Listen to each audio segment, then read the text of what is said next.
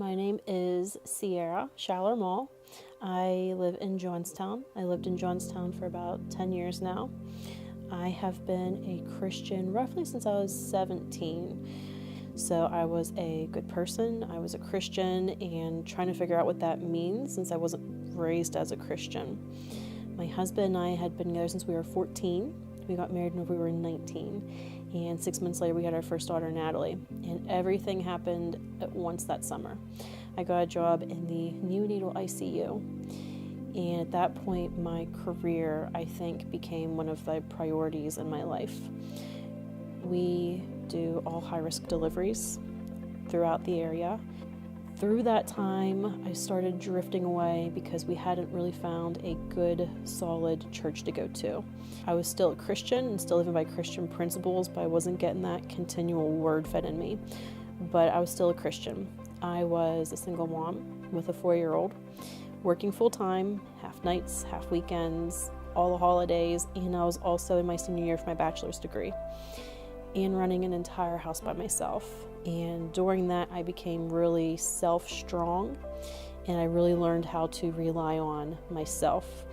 Brian came home from Afghanistan fall of 2013, and everything was great. I had graduated with my bachelor's. I had a 4.0, top of the line. We had done a ton of home remodeling while he was gone, so we had new bathrooms, new garage roof, new house roof, new carpet. Everything in that house was brand new, and it was like, yes, I did it.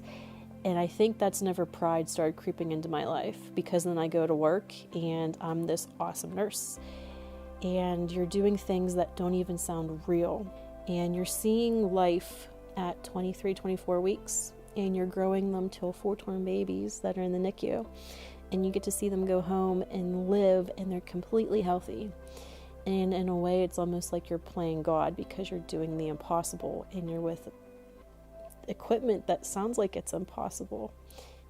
In winter of 2014, going into spring of 2015, we were finally ready to have our second child. And I planned it perfectly, because I'm a planner.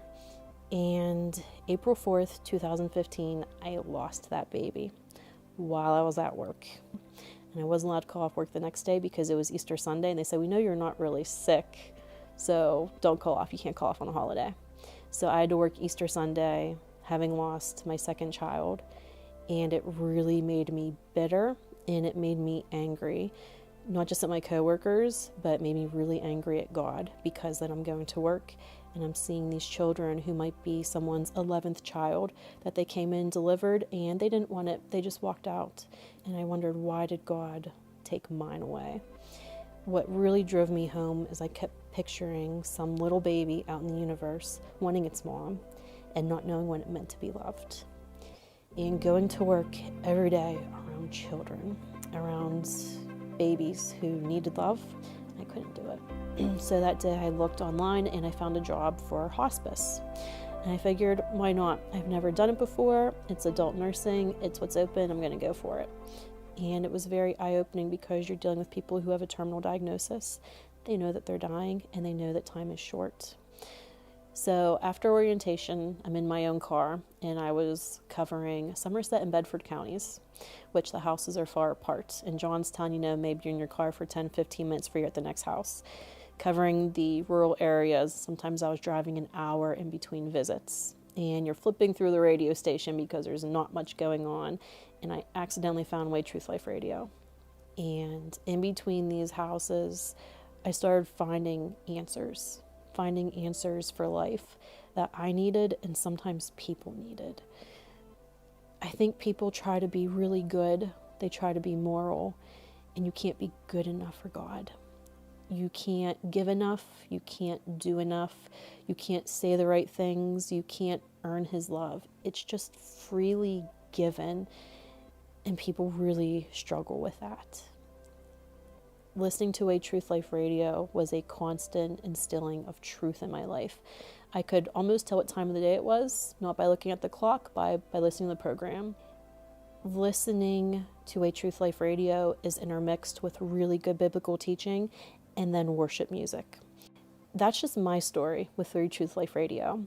a hospice nurse mad at God listening to the radio because there's nothing else to do driving. How many other jobs are on the road and they're driving? There are a ton of people that are driving in their car all day because that's their office, that's their place of employment, and they're scanning through the radios. And Way Truth Life Radio is a light in a very, very dark place.